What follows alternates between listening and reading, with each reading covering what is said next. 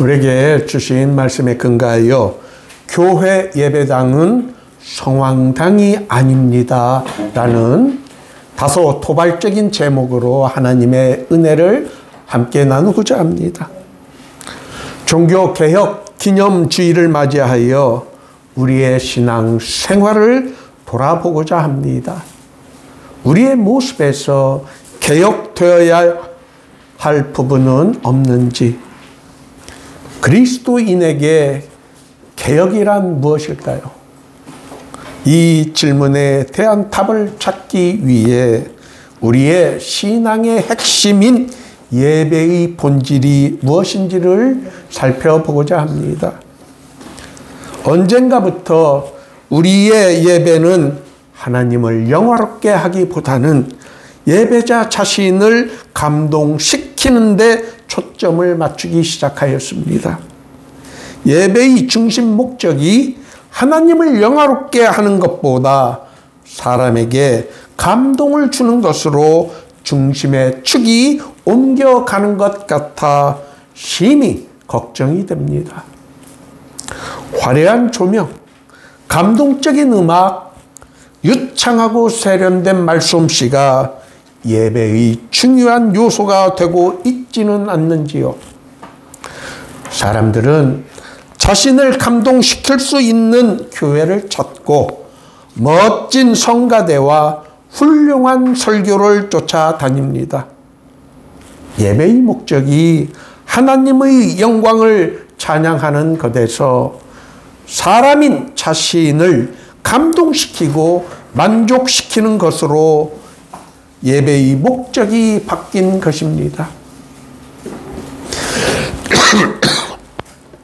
이렇다 보니 개혁주의 교회에서도 교회가 놓치지 말고 붙잡아야 하는 교회의 본질과 사명이 무엇인지에 대한 깊은 연구와 사색, 그리고 기도보다는 교회의 규모를 키울 수 있는 방법을 찾는 것 같습니다. 교회 성장에 관련된 각종 세미나가 목회자와 신학생을 대상으로 성황을 이루고 있습니다.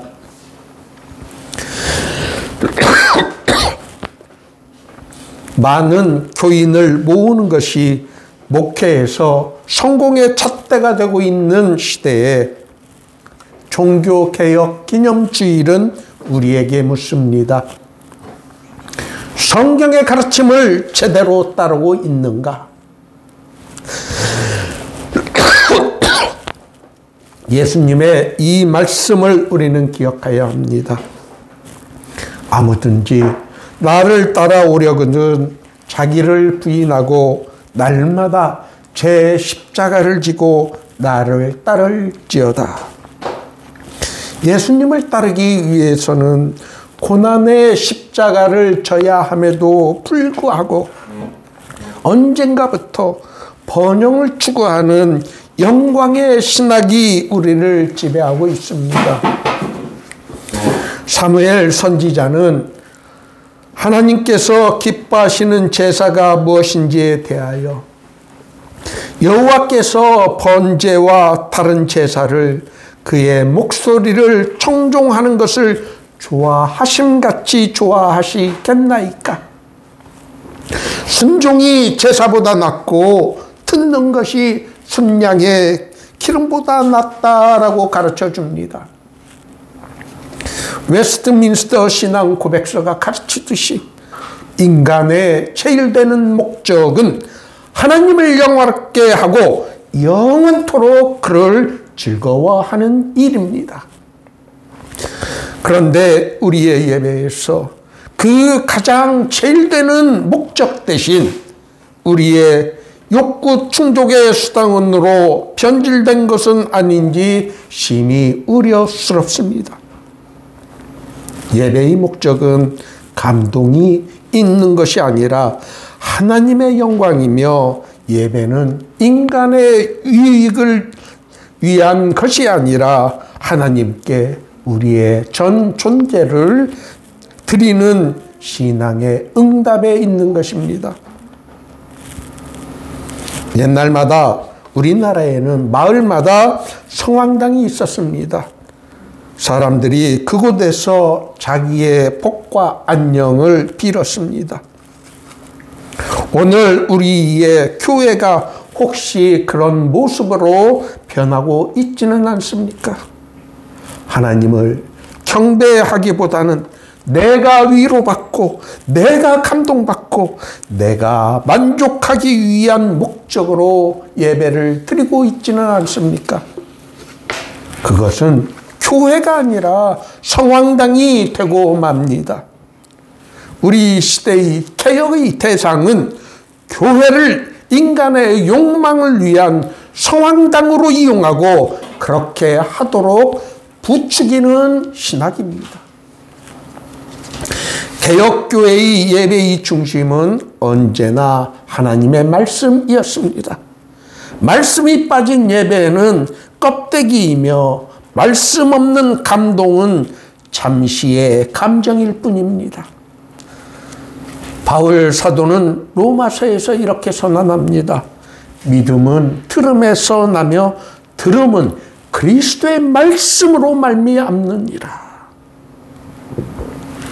진정한 예배는 하나님의 뜻에 순종하는 것입니다. 예배는 감정이 아니라 결단이며 감탄이 아니라 복종인 것입니다.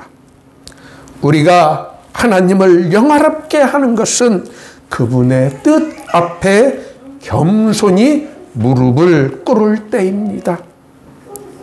이를 위해서 그리스도의 말씀이 우리 속에 풍성히 거하고 있는지를 우리는 끊임없이 점검해야 합니다.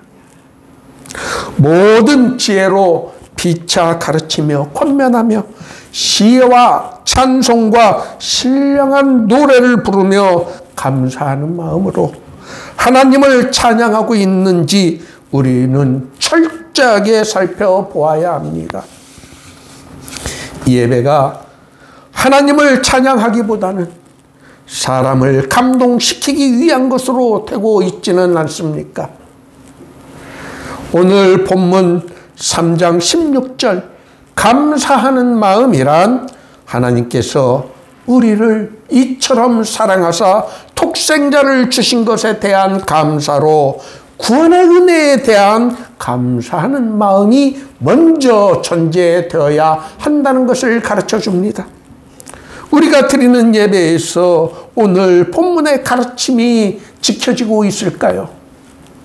그리스도의 말씀이 우리 속에 풍성히 거하지 못하고 시와 찬송과 신령한 노래를 부르며 감사하는 마음으로 하나님을 찬양하지 못하고 무엇을 하든지 말에나 일에나 다 주 예수의 이름으로 하지 못하고 예수를 힘입어 하나님 아버지께 감사하지 못하고 있다면 우리는 철저하게 회개하여야 합니다. 그리스도의 말씀이 우리 안에 풍성히 거할 때 우리는 시와 찬송과 신령한 노래로 하나님을 찬양하게 됩니다. 그때 예배는 하나님의 임재가 숨쉬는 거룩한 시간이 되며 그 자리에는 사람들의 상한 마음이 회복되고 지친 육신이 새 힘을 얻는 하나님의 생명의 역사가 일어나게 되는 것입니다. 사람들은 오늘날 교회가 힘을 잃었다고 말합니다. 예배의 자리가 점점 비어가고 성도의 수가 줄고 있다고 탄식합니다. 그러나 교회의 능력은 사람의 수에 달려있지 않습니다. 교회의 힘은 예수 그리스도의 통치와 그의 말씀의 권능에 있습니다. 예배가 회복될 때 교회는 다시 일어설 수 있습니다. 예배가 회복될 때 교회는 세상에서 빛과 소금의 사명을 감당할 수 있게 됩니다. 그러므로 종교개혁 기념주일에 우리가 반드시 회복해야 할 것이 있다면 그것은 바로 예배입니다. 교회가 성황당이 되어서는 안 됩니다.